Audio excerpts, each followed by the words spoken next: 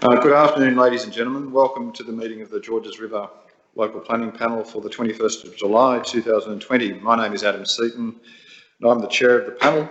The panel is currently live streaming from the council chambers in McMahon Street in Hurstville.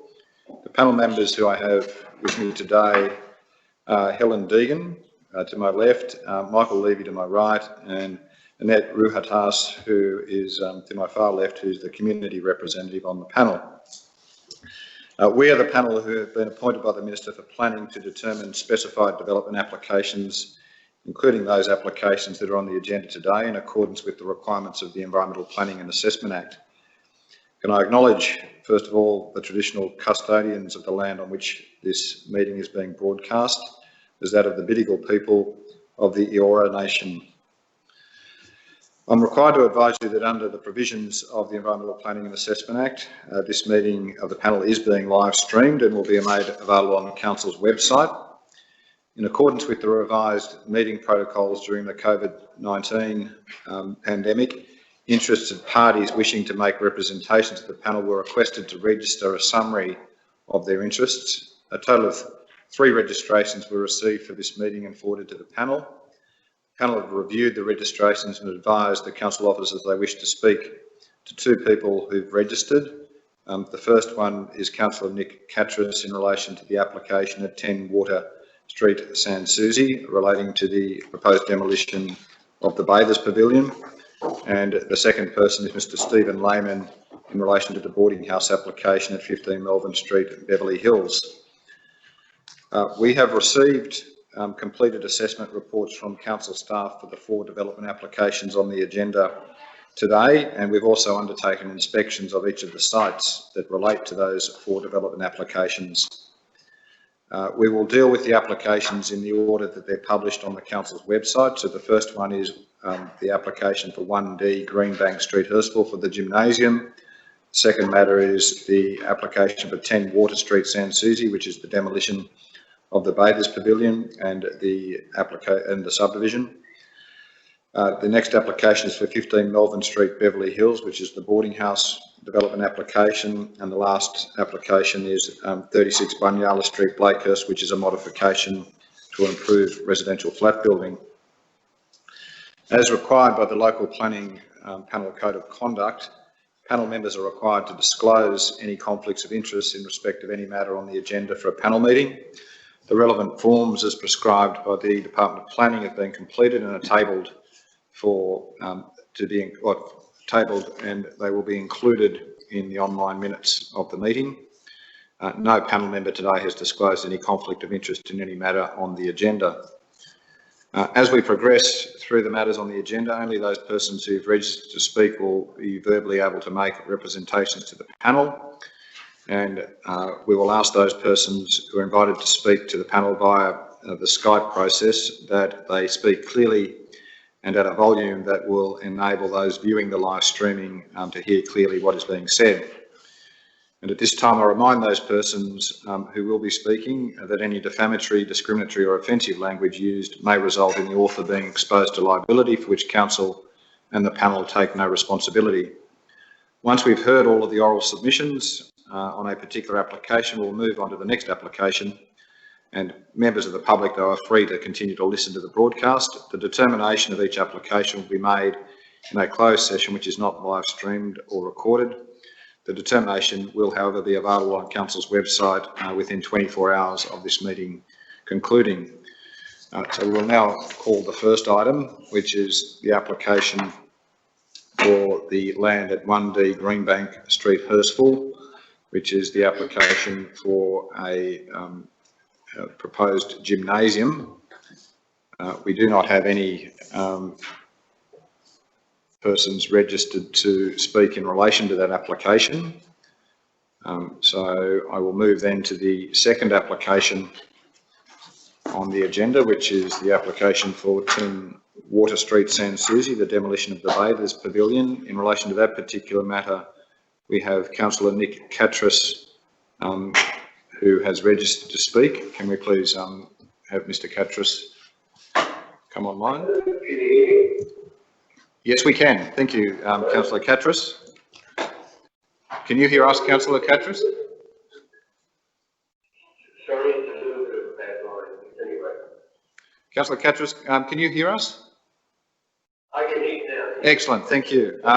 If you could just formally tell us your name and then your address in terms of your, I'm happy for that to be the care of the council chambers, if that's what it is, and then tell us what your concerns are in relation to the proposal, please. Yeah, thank you. Look, I'm actually trying not to address you as a councillor because I'm just addressing you as a resident, a local resident, but my address is New Catalyst, and my address is it's just what care of council. Thank you. There seems to be a lot of noise in the background, but anyway, can you hear me? We can hear you very clearly, so thank you. Yeah. Sorry, there was a bit. Yeah, thank you. Yeah, just want to say that, sorry, there seems to be, anyway, look,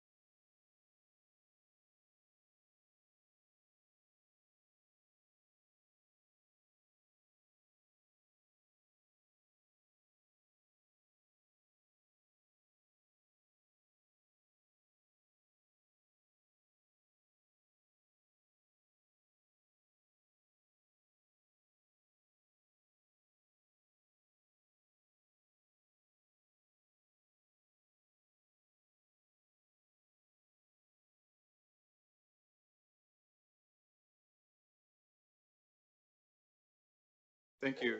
Thank you, Councillor Catras. Can I just ask you, in relation to the bond, completely understand the need to protect the Moreton Bay fig, but it's a little difficult to the council in this case. If we impose a bond, the bond would be payable to the council if there was a breach of the condition. So it doesn't seem to be something that would be effective where the council is both the owner and the proponent in this particular matter.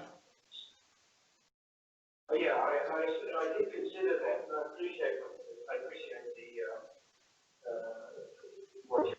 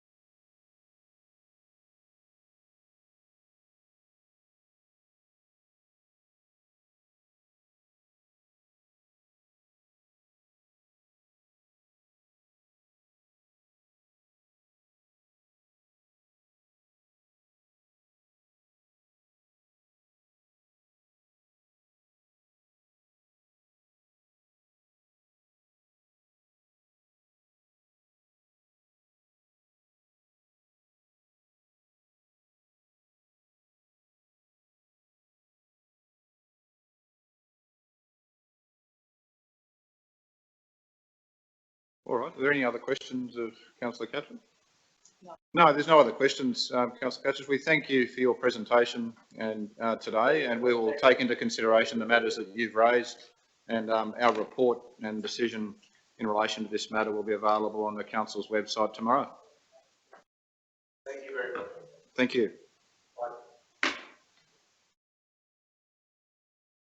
There's no other speakers on the second matter on the agenda, so I now turn to the third matter, which is the application relating to the land at 15 Melbourne Street, Beverly Hills, which is the development application for a 10-room boarding house on that land. I have registered to speak on that matter Mr. Stephen Lehman, who is representing a person who does not support the recommendation for approval. Could we please have Mr. Lehman? Panel members, he's just went through to voicemail, so I'm just going to try an alternate number. Thank you.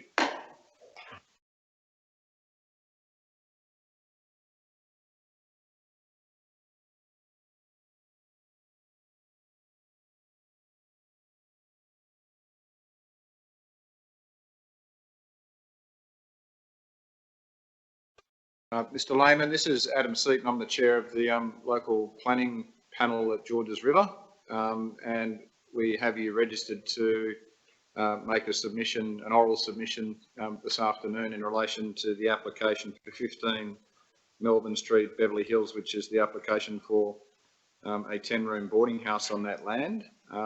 So this is your opportunity, Mr. Lehman, to tell us, I think, your client's concerns relating to the recommendation for approval that is in the council assessment report that's been provided to us. So if you could just tell us your name and business address, and then the concerns that your client wishes to tell us about. Thank you. Thank you for the opportunity to speak. My name is Stephen Lehman. I'm an architect and town planner, consultant company. My business address is 141 Arcadia Avenue, Gardner Bay. Thank you, Mr. Lehman.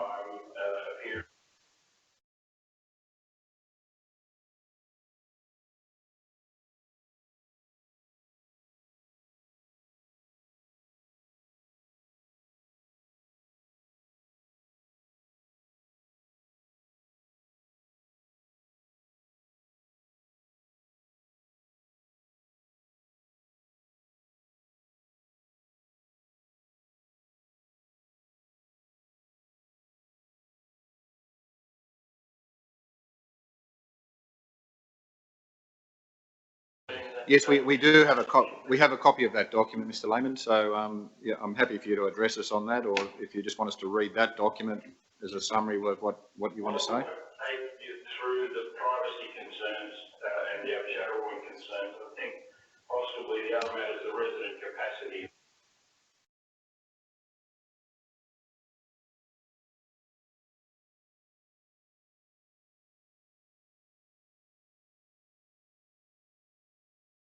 Next square metre rooms, all of them according.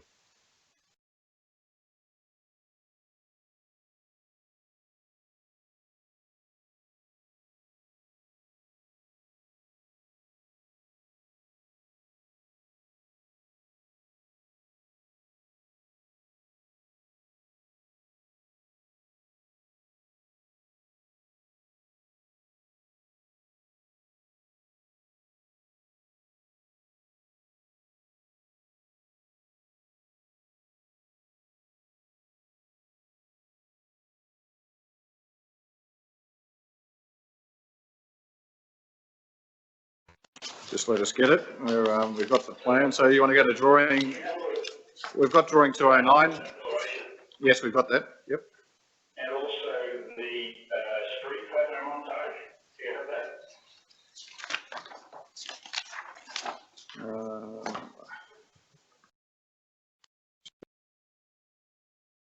No, we don't. We don't have that. No. We have the elevations, but we don't have a montage. Probably the most.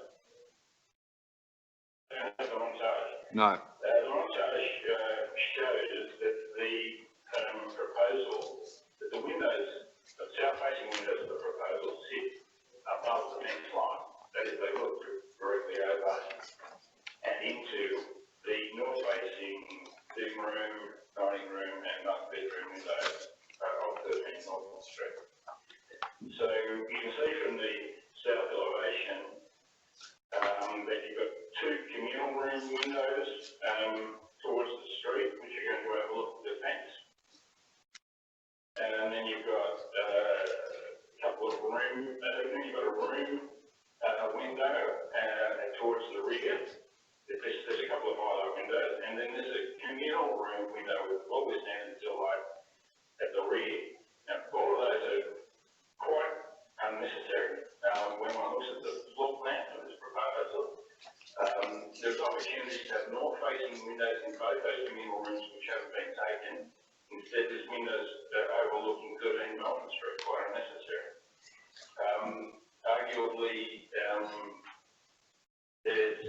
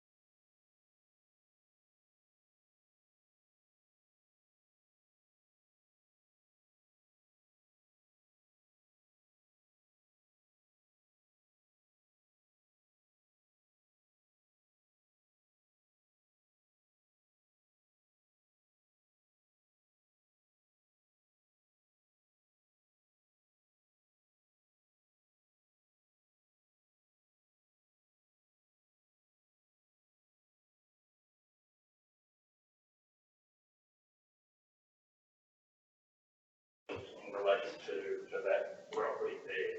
Now, I'm just wondering, in relation to the ground floor, Mr. Lehman, there seems to be a proposal for a new 1.8 metre high fence that is travelling along the what is the, I'll call it the southern boundary, which adjoins the land that your client owns.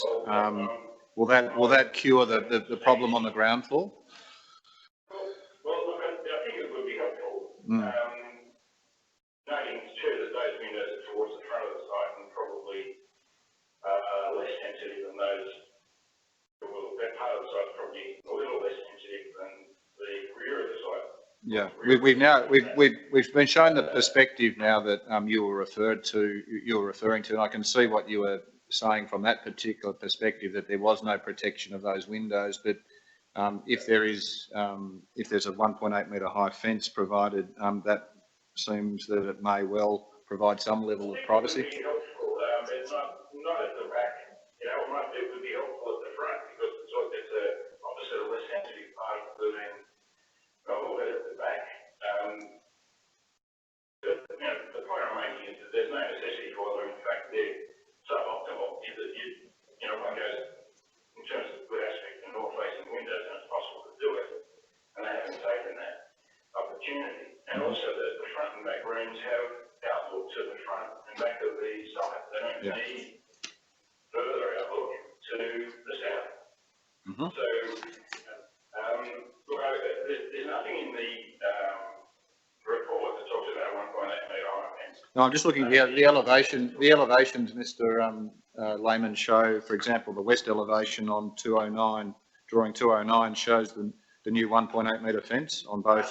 Yes. On both sides. Apologies, yes, I see that. Although is that 1.8 metre, what's that 1.8 metre high above what?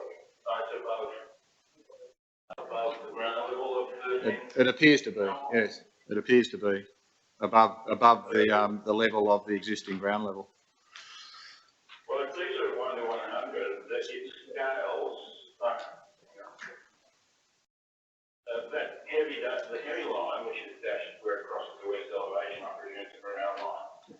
So that's 1.5 metres by scaling, or 1.45 metres by scaling, above the ground level of 13 Melbourne Street. Right, okay.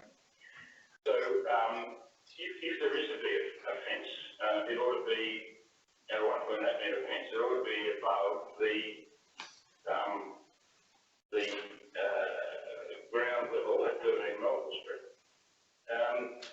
At the front of the site, where it's currently open,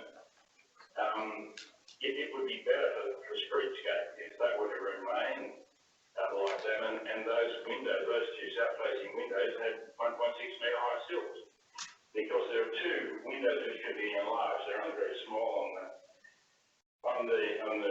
photo montage. They could be enlarged considerably to the street, and there's opportunity for a north-facing window in that front communal room. There's a spot window there now facing north, but that could be enlarged, overlooking the porch. I don't see any problem in terms of the communal room having a large window to the porch. All right, I think we understand your concerns on those matters. I think we understand your concerns, Mr. Lehman, on those windows. Yeah. Okay. Right. So, in terms of the overshadowing, I was requesting a shadow elevation because looking at drawing 302, it's clear that the shadow of the proposal begins to fall along the north wall of the base of the north wall at about 10 a.m. and it rises up that wall. And I suspect it's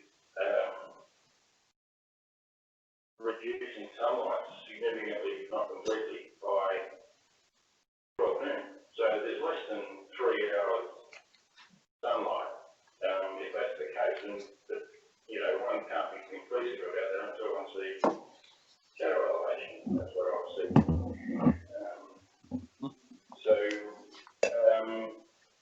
Yes, on the point of the absence of a site manager, what the SEP said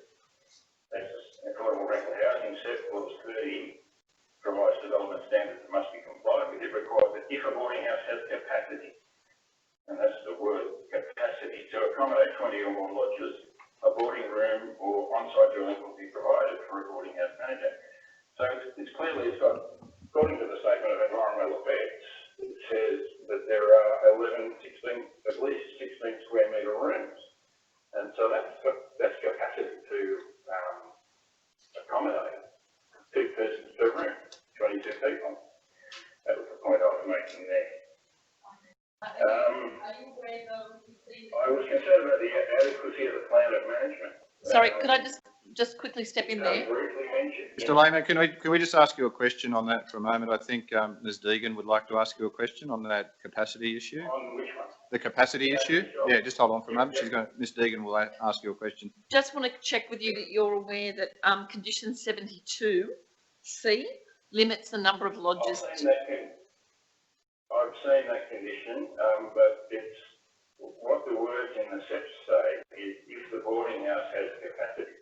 Well, its capacity will be limited to 10 lodges as per that consent condition. Well, I hope council's going to police that. Well, the opportunity obviously is if that is exceeded, then definitely if somebody thought that was being exceeded, they could request council to look at that further. But definitely it is being limited to 10 lodges. There's that condition, but I wonder about its enforceability, in an ongoing sense, realistically. And the fact is that the provision says capacity to accommodate 20 or more, and that's the point I'm making. So I'll leave you to be the judge on that. So in terms of the adequacy of the plan of management, there's no real consideration of it in the report. It's briefly mentioned at paragraph 100. And there's no consideration of the planning principle in Ronaldo +3 in Hurstville, which is the planning principle for boarding houses. There's no procedure for complaints or review mechanism in the plan of management that I saw, I beg your pardon. So I think that's an important efficiency that ought to be dealt with. So I think there is a condition providing for a dilapidation report. Thankful for that. But these other concerns remain. Thank you, Mr. Lehman. Was there anything else you wanted to say? No, I'm just happy to answer any further questions you might have. Does any panel member have any questions of Mr. Lehman? I think Mr. Levy would like to ask you a question, Mr. Lehman. He'll just ask you the question now. Yep. Thank you. Could you tell us along the northern elevation of number 13, there are 3 windows shown on the plan. Are you able to tell us what rooms those windows are to? Yes, they're a living room, a dining room, and a master bedroom. So from the I've street? actually mentioned that it's just in the privacy section. Yeah. So what's the closest window to the street?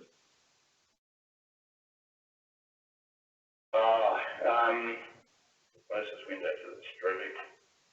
It's near the front door. I haven't been inside the property. I visited it with the owner, Anna Alexakis, and I asked her what are these rooms, and she said that they were a living room, a dining room, and a master bedroom. So I haven't been inside the building to say to see which is which. That's okay, thank you. Right, does any other panel member have any questions? No, there's no other questions, Mr. Lehman, in relation to your submission. So that will conclude. Thank the panel for their time. That will conclude our discussions in relation to the matter. We are. Thank you. Our decision in relation to the matter will be published on the council's website tomorrow. But thank you for your for speaking this afternoon. And you're free to go, or you're free to listen in on the broadcast that's currently being live streamed. Thank you. Thank you. I'm going to move now to the fourth matter on the agenda, the last matter, which is the application for the land at 36 Bunyala Street, Blakehurst, which is the modification application for the residential flat building that was subject of development application 2017-649. We did have a person in support registered to speak in relation to that matter. However, we've indicated we don't need to hear from that particular person. And so there are no more speakers for the items on the agenda this afternoon. We will now close the meeting and adjourn to make our decision in relation to each item, which will be available on the council's website tomorrow. Thank you.